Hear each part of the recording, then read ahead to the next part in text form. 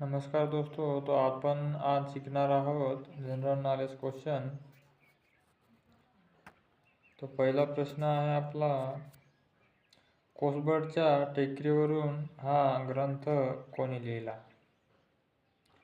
Option number 1 Anutai Wagh, option number 2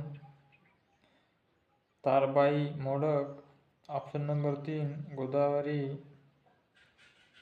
फुलशेकर, option number 4 Savitribai Phule. तर याचं उत्तर असणार आहे option number 1 Anutai Wagh.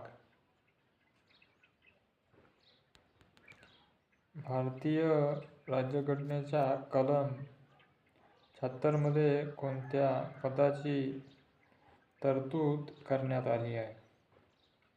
Option number 1 attorney general of India, option number 2 comptroller and auditor general of India, option number 3 editor general of India, option number 4 सर्वोच्च न्यायालयाचे मुख्य न्यायाधीश।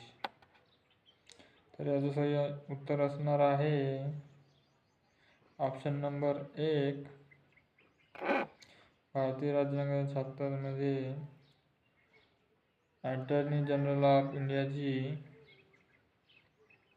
पदाची तरतूद करण्यात आली होती।